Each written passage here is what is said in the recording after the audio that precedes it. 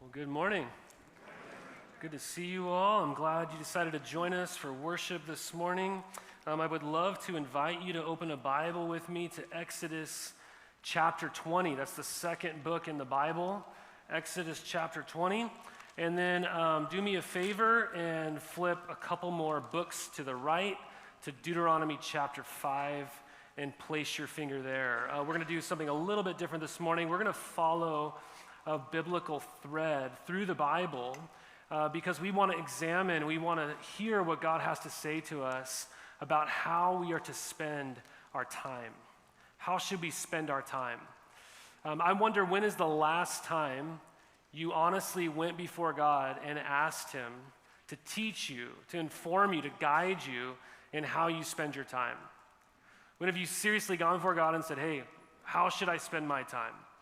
I mean, if God is the creator of time, if He's the author of time, then it makes sense that we as His creation should look to Him and to ask Him, how should we be spending it? What should we do with it? Is there a design that God has built into His creation that we should be following in order to live out the life that God has called us to live? And I think what you and I will see this morning, in maybe a surprising way, maybe a frightening way for you, I'm not really exactly sure where you're at, but what I think you and I are going to see this morning is that God has made you to rest. He has made you to rest. Not only to rest, but He has definitely at some level made you to rest. And I think for many of us in this room, that's a relief because it's pretty obvious in our time that this world is starving for rest. We're starving for rest. I mean, it's not breaking news just to acknowledge the busyness, the tiredness, the conversations around burnout that seem to be at all-time highs. And we were told years ago, we were tricked, right? And being told that technology would be a gift to us to help us get more things done more quickly, more efficiently, so that we could devote ourselves to all the things that we want to do, right? So we could have more margin in our lives. But we took that gift of technology and we embraced it and we've used it just to try to fit more things into our lives. We have this temptation almost with the use of technology to think that we can be limitless, that we could do more than actually we were created to do. I mean, just for example, anybody in here have a hard time saying no? You ever have a hard time saying no? Me and two people, sweet. All right, well, let's talk, you guys and me, all right? But man, I cannot tell you how many times I have felt busy, overcommitted, overwhelmed, like I take it on way too much. I'm even telling my wife Elizabeth about these things. And then in the next breath, someone will come up to me and they'll be like, hey, can you do this, please? And I'd be like, oh, sure, why not? You know, and I'll just quickly take on like a whole other task that I hadn't given no thought to, like the moment before, while I was even complaining about all the things that I'm unable to do well. I mean, just even last year, like whenever my kids play like youth sports, they often have you, if you're filling out those forms, you can check the box, hey, do you want to help in coaching? And I'm like, well, I want to spend time with my kids. I love sports. Sure, I'll help with coaching. Last year, I helped with my daughter's basketball team. It was like a 4-month-long commitment. Didn't realize that at the front of it. Okay, 4-month-long commitment. And basically, what I did in that moment is I signed up for 10 more hours of commitment during the week. And you know what I didn't do? I didn't say no to 10 hours of things I was already doing, right? And so it makes sense that about maybe a month in, I was like, man, I'm really tired. I'm not getting the things done that I need to be getting done in the way that I would hope to be getting them done, right? If you're anything like me, you aren't very good at saying no and then not feeling guilty about it, if you even do, right? I mean, maybe you feel like you're being pulled in a million different directions this morning. I mean, there's so many causes to be involved in nowadays, aren't there? Like, there's so many events that you could participate in. There's so many opportunities. I mean, I can't tell you how many emails I get a week as a pastor from people in our community or in the world that are saying, well, I'd like to talk to you about this. And they're all really good things. And I have yet to even bring up, again, youth sports, right? And that can of worms. And many, if not most of these things, they are really good things. These are really fine things. We might be making great sacrifices for other people while we are signing up for something. We're saying yes to things that are come across our plate. But we struggle at saying no. I think often because we don't know what we're saying yes to. I mean, how good are you at saying no? Because you know your limitations. You see those limitations as a good God-given limitation. Our world, you guys, it dances to a beat that's 24/7, nonstop. Yet we see today that God created the world with a 24/6 rhythm. He has built into this world our need to rest, to say no, to saying yes to everything. And so what I want to do this morning is begin with these two passages that I've asked you to open up to, Exodus chapter 20 and Deuteronomy chapter 5. And I first want us to look at the command in the Bible to rest, the command to Sabbath that we see in Exodus chapter 20 and Deuteronomy chapter 5. These are both listings of the 10 Commandments. You're familiar with these. But let's look first at Exodus chapter 20, verses 8 through 11. The fourth commandment, it says, "Remember the Sabbath day to keep it holy. 6 days you shall labor and do all your work, but the seventh day is a Sabbath to the Lord your God. On it you shall not do any work, you or your son or your daughter, your male servant or your female servant or your livestock, or the sojourner who is within your gates. For in 6 days the Lord made heaven and earth, the sea, and all that is in them, and rested on the seventh day. Therefore the Lord blessed the Sabbath day and made it holy." And then flip with me again to Deuteronomy chapter 5, verses 12 through 15. We have a relisting of the 10 commandments, but I want you to notice what's different. Notice what's different. Verse 12, "Observe the Sabbath day to keep it holy, as the Lord your God commanded you. 6 days you shall labor and do all your work, but the seventh day is a Sabbath to the Lord your God. On it you shall not do any work, you or your son or your daughter or your male servant or your female servant or your ox or your donkey or any of the livestock or the sojourner who's within your gates, that your male servant and your female servant may rest as well as you. You shall remember that you were a slave in the land of Egypt, and the Lord your God brought you out from there with a mighty hand and an outstretched arm. Therefore the Lord your God commanded you to keep the Sabbath." I think first we need to ask the question, what is the Sabbath? Well, in Israel, the Sabbath was a 24-hour period of time from Friday sundown to Saturday sundown. And they didn't have names for days of the week, so the word Sabbath just literally means to stop. Just means to stop, right? And so to cease from doing their work. This ceasing from their work, as you notice here, it's interesting. It wasn't just for men and women, right? It was for the whole of society. You even see animals are commanded to rest. The land is commanded to rest. People who are foreigners who don't believe in the God of Israel, they were commanded to rest. Right? Even minimum wage workers were commanded to rest. And they had all these interesting laws, things that they could do, things that they couldn't do. They couldn't build like a fire on this day as one of the laws. They couldn't gather food. They weren't allowed to sow or reap or build or bake. And then over the years, things that they're able to do and not do continue to be modified and added to by the Pharisees, who were teachers of Israel's law. But to be clear, this might sound terrifying to you, right? This idea of like you being told what you can't do, right? And so it, to us, maybe sounds like a gloomy time. Like, wow, that's so depressing, okay? But it was not a gloomy time. This was not just them staring at the wall for 24 hours and being like, yes, finally, the sun has come down again, you know? No, there was really wonderful things that they would participate in. So we must ask the question, why would God command this? Why would God make this one of the 10 commandments? Right? I mean, well, honestly, if you look here, we've already read them, but we see two different reasons why they were told to do this. And the first one we see in the book of Exodus, it's a creation reason. That's in your handout there. It's a creation reason that God gives for why they should rest. The creation reason is simply this: they were to rest because God rested. They were to rest because God rested. And God doesn't get tired, right? He doesn't grow weary. He doesn't get overwhelmed. He doesn't burn out. But in creation, God rests from his work so that he can look out on his work and be satisfied with it, to enjoy it, right? Admire what he has made. He rests because he's satisfied, not because he's tired. God rests because he's satisfied, not because he's tired. And so this rest and enjoyment of creation was what the first human beings were invited into on their first day on earth. I mean, if you think about it, if human beings, Adam and Eve, were made on the sixth day of creation, that means their first full day on this earth was this day of rest, right? Their first full day was a day of rest, right? Because they were created on that sixth day. So this command to Sabbath isn't just so that you can keep going. This command to rest is not so that you just don't burn out.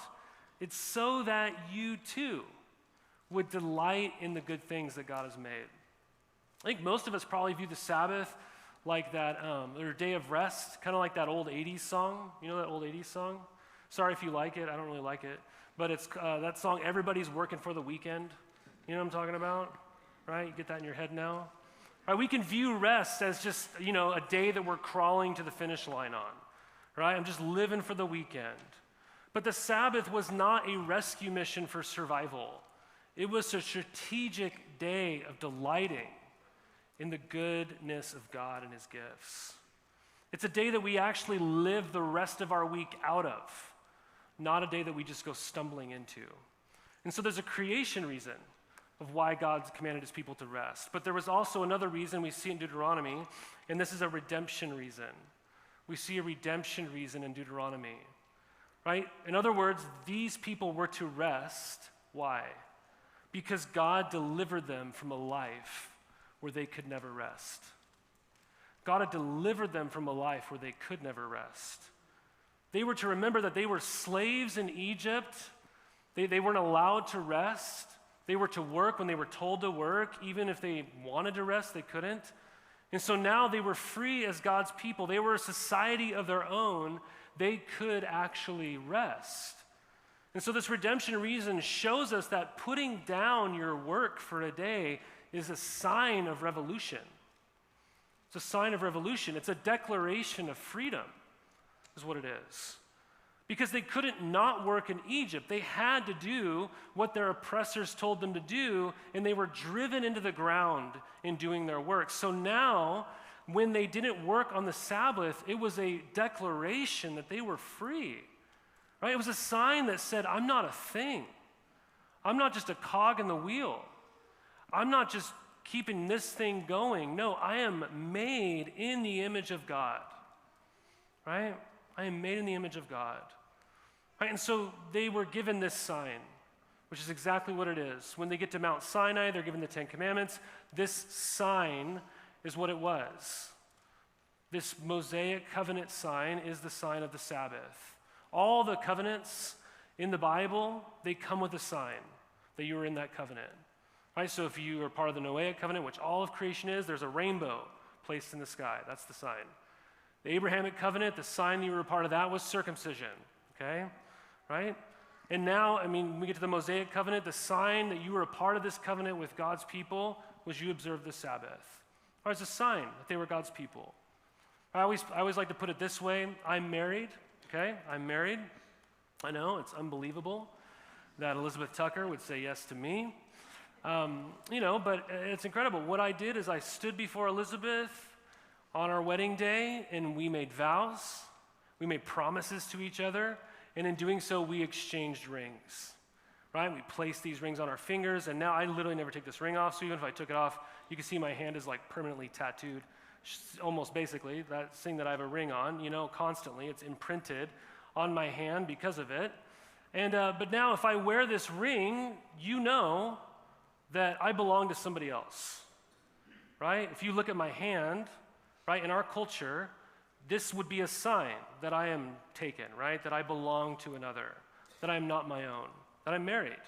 Even, like I said, if I take my ring off, you could tell I'm still married, And taking this ring off doesn't make me not married. I'm still married.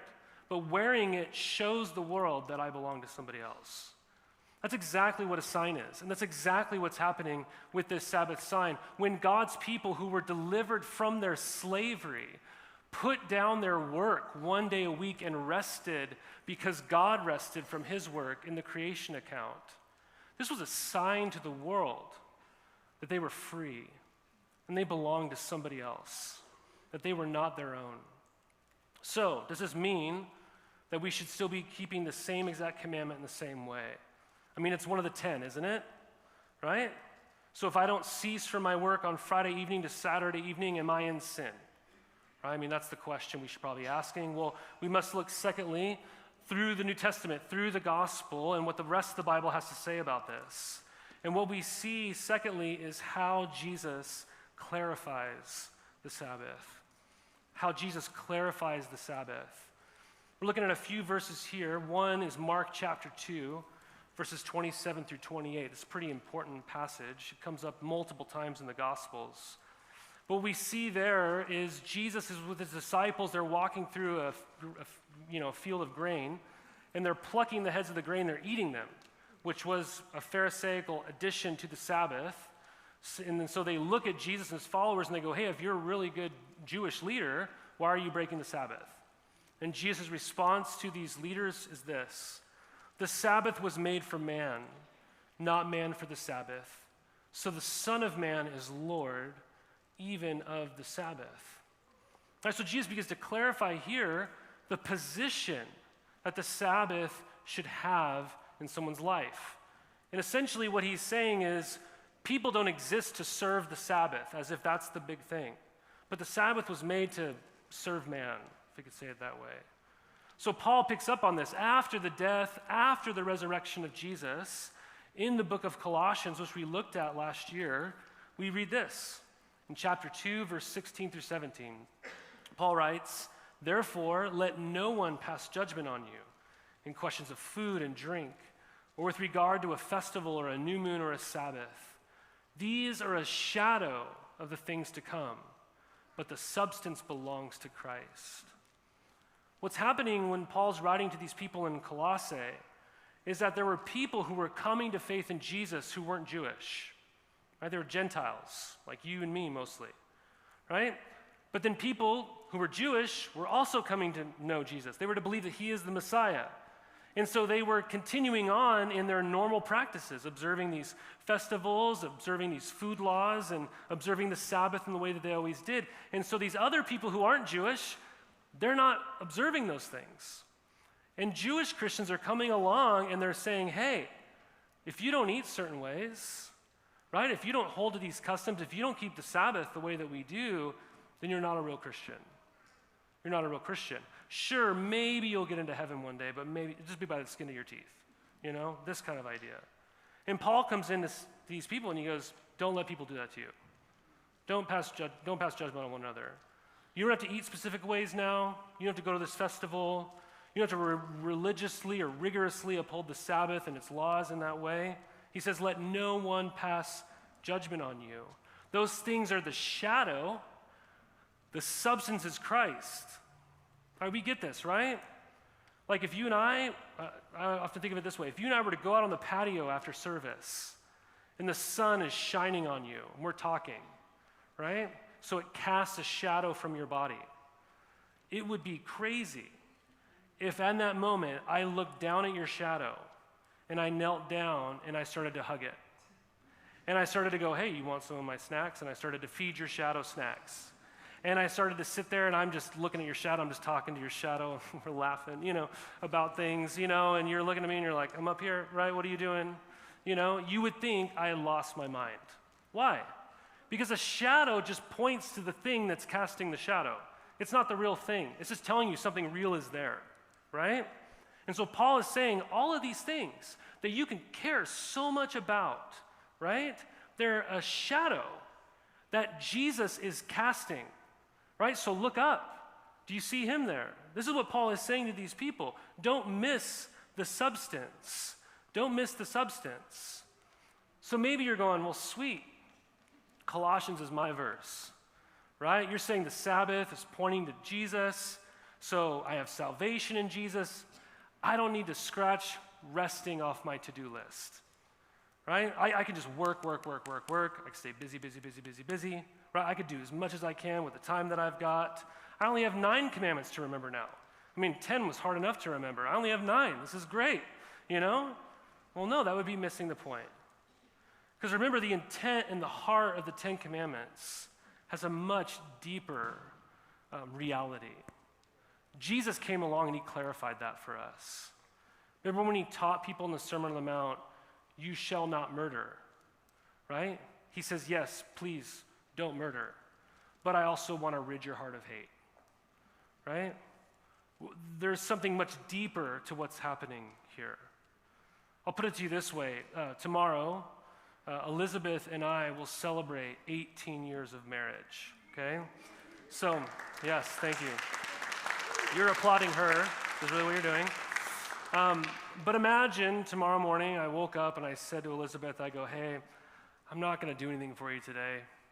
You know I love you, right? 18 years ago, I stood before all of our family and friends and I said that I love you, and I still love you. And I clean the house, I pull the weeds, right? I provide for the family in certain ways, right? So you know that I love you. So we don't need to do this today, How do you think she's going to feel about that? Is that going to make her heart flutter? Is she be like, oh, wow, you're an amazing husband. I'm so lucky, right? She'd be like, no, what did I do? Like, why in the world did I say yes to this man? No, she's not going to be thinking you're such a good husband. I doubt she will say, thank you for all that you've done, the last year. And if she did, could you imagine if my response was, well, I'm just doing my duty, right? I've always wanted everyone around me to think I'm a good husband, so be sure to tell them that, right? Be sure to tell them that I'm a good husband. Right? If this was what happened, if this is what played out tomorrow, you would not be coming to me for marriage advice, okay? I hope not, right? I would be missing the entire point. There's something so much deeper than just actions, right, in a relationship, right? And Elizabeth would be coming face to face with that in that moment. Like, we would know that I am called to love my wife as Christ has loved the church and laying his life down for her. That's not just me checking the box on a few things that I do. That's me giving my life away because I value and treasure this person who is my bride. Jesus did this with all of the commandments, right? He said they all go deeper, right? It's not just the surface of it, it's so much more profound. In the Sermon on the Mount, he says, it's not just about giving an Old Testament tithe of 20-something%, which is what they gave to the temple. Right? He goes, I want your heart to be generous in the way that you've experienced my generosity. Right? So if someone steals your cloak from you, hey, give them your other coat. Right? You're going to be the most generous people in this world because of who I am. Right? You don't just need to not kill people. I want to rid your heart of hate. It's not just enough for you to not sleep with another person who's not your spouse. I want to rid your heart of all lustful desire. Right? It's not just that you need to uphold a sundown to sundown Sabbath. I want to bring you into a much more profound state of rest. This is what the commandments are doing. And so the point of Colossians and Jesus being that substance is not so that you don't have to rest. That's not the point. Right? It's so that you could be free to rest in a way more significant way. In a way more significant way. And that's what the author of Hebrews gets at. We see in Hebrews chapter 4, verses 9 through 10, the author of Hebrews, this is after the death and the resurrection of Jesus, and he's interpreting the Old Testament for us in this passage, and he says this, so then there remains a Sabbath rest for the people of God. For whoever has entered God's rest has also rested from his works as God did from his. So I want you to think of it this way, all right? Think of it this way. Jesus, he is the substance.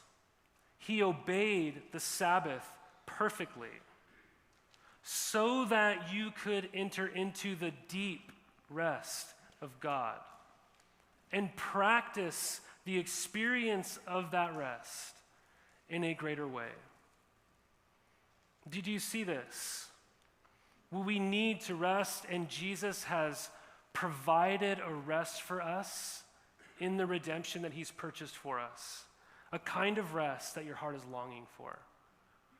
And so with all this understanding, if you're with me, I want to ask the final question, and that is, what would Sabbath look like for us today?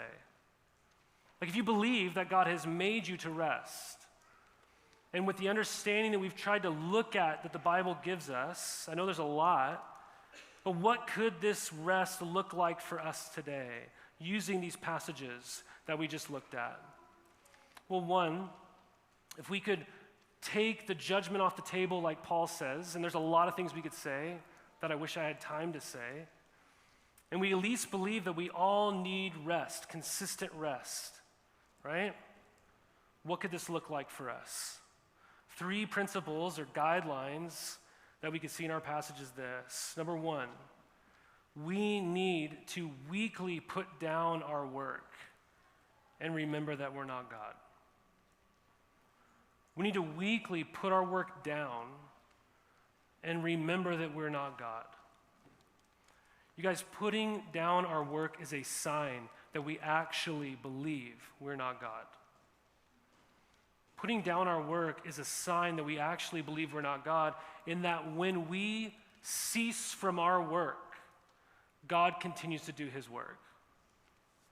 That he, as we've been singing about this morning, he's the faithful one. He's the ultimate provider. He's the one that makes things happen. Yes, I get to participate in what he's doing in this world, but the world does not revolve around my activity. It doesn't rise or fall based upon what I've done ultimately. It's him. It's him. And there's a prevalent title that runs throughout those extensive commands to Sabbath in Exodus and in Deuteronomy, and it is the word Lord. Lord. Right? Yahweh. It's a declaration that God is God. He is our covenant God. He's the creator God. He's our ruler God. He's the king, right, over everything. Right? And so when we rest, we are resting knowing that he is still God. And I know if I asked you this, I know if I asked you, do you have a hard time believing you're not God? If I asked you that, do you have a hard time believing you're not God?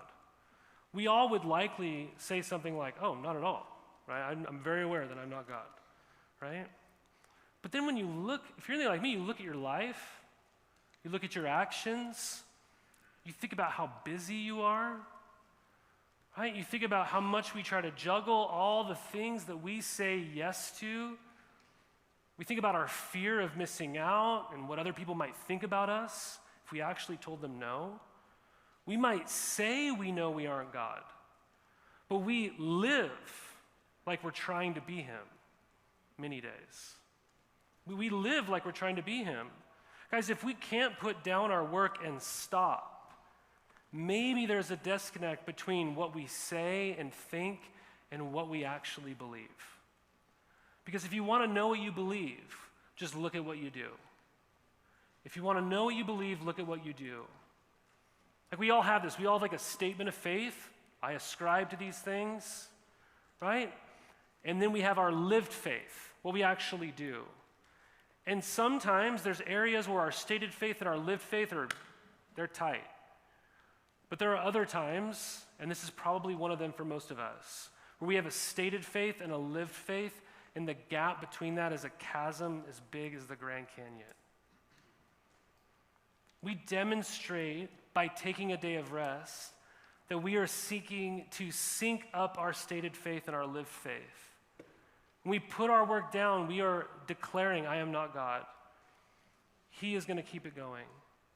So to be practical, then what does rest look like for us today? It's putting down our work for a bit, even if, especially if, there's more work to do. And that's hard for some of us. Well, you might be wondering what qualifies as work. Right? This might be a little complicated in our day and age. Let me just say, ask yourself, what is my work? What is my work? Just ask yourself what my work is, right? And put that down. Now, I get it. If you're a stay-at-home mom, you can't be like, hey, put my work down today. You guys are on your own, right? You can't, I'm not encouraging you to do that, okay? Right? You can't stop parenting just like a father can't stop parenting either, right? That's a responsibility That's the greatest responsibility in this world, and it's a joy. But maybe you could not do the laundry for the day. Maybe you would not clean anything that day. Maybe you're like, I'm not paying the bills today. I'm not running errands today. I don't know what it is. But you're asking yourself, what is my work? For some people and many of us, that'll be working with your mind. Right? Many of us today have white-collar jobs, right? Working with your mind instead of your hands. And so maybe resting looks like you playing with your hands, right? Or even working with your hands if you enjoy things like gardening or something, right? Or if you work with your hands, take a break from work physically. Right? This is really hard for some of us who are workaholics, who get our self-worth from our work. Right? It's really hard for people like that. But it's important to plan for and practice putting down your work regularly. It's also a correction for some people who are more lazy. Right? Let's just be honest. God created us to work. Work is a really good thing. He created us to work before sin even entered the world. It's a good God-given thing. But putting down our work and demonstrating we aren't God will only be life-giving if you are picking up good hard work in the first place. Secondly, it's not only putting down our work and remembering we're not God, enjoy the good gifts that God has given you. Enjoy the good gifts that God has given you. Very practically, this is not meant to be a boring day, right? You don't just sit and stare at the wall, right? Thinking you ought to, be a monk or something, I don't know. Right? This is a day of delight, a day of gratitude, spending time with people that you love, people who are life-giving, your friends, your family, people you enjoy. Feast together, play together, pray together, laugh together. This is a day where your heart should be postured with gratitude for the good gifts that God in His creation has made. It's a day to think of all that God has given you and to enjoy it, just like Adam and Eve did on their first day. Right? So practically, what does this mean for you? Well, it means doing things that you enjoy doing, not just things that you need to do. I'm not talking about indulging in sin, okay? I'm going to be really clear about that. I'm talking about asking yourself, what do I enjoy that would posture my heart with gratitude and delight in God? Like, what would that be? And do that. Right? But don't stop with the gift. Let your eyes go to the giver. Don't sit there and go, well, I should do this, or I should do that, or I need to do this, or I need to do that. Just ask, what do I enjoy that God has made? What has God given me that I could sit back and go, thank you, God, for this? What is it that after I've done it, I feel more alive? Let's be honest, for most of us, this won't be maybe gaming or just binging, a show for the entire day or something like that. Most often when that happens, that might feel relaxing, but you're depleted afterwards, right? Right? Enjoy things in His creation and the relationships that God has given you. But thirdly, and what I would say is most importantly, remember the gospel. Remember the gospel. An observant man once said regarding why we can't slow down, why it is that you and I struggle so much to rest. He said this, he says, we can't stop. If we stop, we'll die. We're terrified, we're frightened to death of what we will see inside ourselves if we slow down. I would bet this is honestly why so many of us are so busy. Because we're terrified to slow down. We're terrified to live with what we feel and see inside. Well, what is the thing inside ourselves? What that person's talking about, and what's true for most of us, what we feel and what we see inside is shame. It's shame. It's different than guilt. Guilt is something that I've done that I rightly feel bad about, wrong about. Shame is much more profound than that. Shame is this sense of who I am. It's who I am. It's not that I did something bad, I did something I shouldn't have done. It's I am wrong, I am bad. Right? Shame is the painful feeling or experience of being fundamentally flawed, defective, unworthy, deficient in some way. So we work and work to kind of keep those voices silent. If I stay busy, I won't hear them, right? Or when we rest, we don't rest well because we're just trying to numb ourselves and distract ourselves so that we don't hear those voices. Right? You with me? We keep busy so that we can quiet the voices that you hear in your head that are saying things like, you're not good enough, right? You're not safe enough. You're not perfect enough. You're not extraordinary enough. You're not successful enough. And so to quiet those voices, we keep busy. We get to work. See, the Jewish people were called to remember that God had delivered them from their slavery in Egypt. Remember? That he had redeemed them, that he had liberated them and was leading them into a land of rest. And he liberated them by leading them out of Egypt, and when they got liberated from that land of Egypt, they came up against the Red Sea, and they thought they were doomed. They thought all was lost, that all was over, and they'd have to go back to the way that things were, right? They were going to be captured again. Yet what happened? God parted the sea, and they crossed over on dry ground, and once they passed through it, the sea crashed in behind them and brought a final end to their enemies so that they could be enslaved no longer, so they could really be free. And so now we too, we are called to remember as well. We have, though, a much more profound redemption to remember. We have a more profound place of rest that you and I get to enter into. And that place of rest is not found entering a new physical land. Our place of rest is found into entering the person of Jesus. Through abiding in him, the Lord of the Sabbath, he came and he lived a perfect life, meaning he had no guilt and no shame of his own. He kept the Sabbath perfectly and everything else in between. And yet he still went to a cross. He still died, not because of his shame, but because of our shame, because of your shame, like the real shame that you live with every day.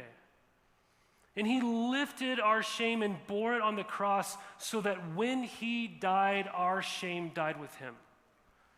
And the people who believed in Jesus and watched him die, who stood there and stared at his cross, they felt like they were standing on the edge of that Red Sea, right?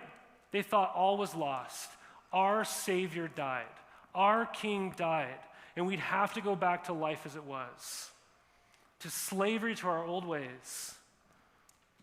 But then something greater than simply a sea being parted took place. The sea wasn't parted, you guys. The tomb was rolled away. And the grave was empty. And we learned right then and there that Jesus, our Savior and the King of all the earth, was resurrected. And when he rose from the dead, all who believe in him, we have our enemies. We have our death and our shame washed behind us, like the Israelites experienced in that sea. You see, we have a much more profound thing to spend time remembering on a day of rest, because we don't have liberation from physical slavery. We have eternal liberation purchased for us through Jesus. So on that day that you put down your work and rest, you could remember when you're hearing those voices that say you're getting behind. You're getting behind. You're not good enough. You're not perfect enough. You're not successful enough. People aren't going to like you, right? You're not who you should be. When those voices enter in, you take time and you remember the gospel. You remember, I am not my own. I belong to God. He has rescued me from a greater redemption than just some oppressive people in Egypt, right? He grounds my rest not just in the initial creation, but I ground my rest now in the new creation that he is creating through his resurrection. We remember this. You guys, resting was a day to remember where God had redeemed his people. A day of rest for us is a day where we remember that same thing. We remember whose we are. You remember, I am a child of God. A day of rest should be a day that we let wash over us as we remember the gospel. That and that only is going to silence those voices of shame that won't let you rest. This is why making Sundays your day of rest, as the early church began to gather on the first day of the week instead of Saturdays. We read about that in Acts, 1 Corinthians. We see John in Revelation chapter 1, verse 10, refer to Sundays as the Lord's Day. Early Christians gathered on Sundays to rest, a day of rest. This is why Sundays being a day of rest is the best day that you could make yours.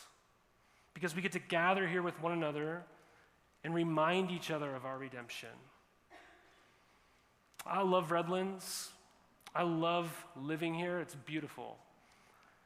And one thing I do hate, though, is when somebody comes and visits from out of town. And I'm just going to blame it on LA, okay? All that LA smog just pours through. And we're like, there's a lot of days where we can see the mountains, you know? I'm telling you, it's beautiful, you know? Really bothers me. Right, we're like, these mountains are right there. But the smog is obstructing the beauty. And so you and I wait for the rains.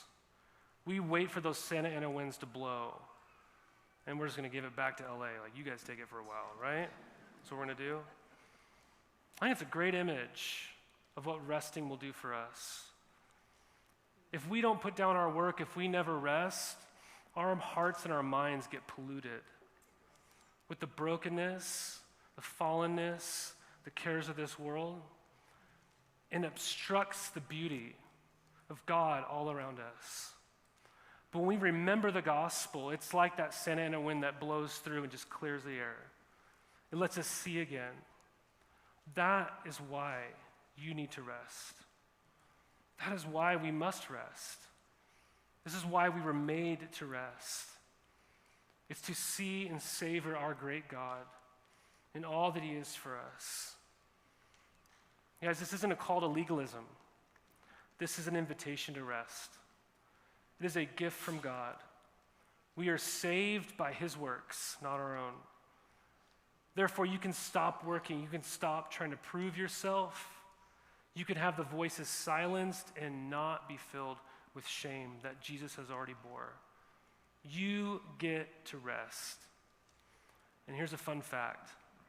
If you rest regularly, rhythmically, you'll actually be adding 11 years of delighting, enjoying, remembering that you are not God, and remembering whose you are in Jesus. You will add 11 years to your life of days like that. You get that because you don't have to work.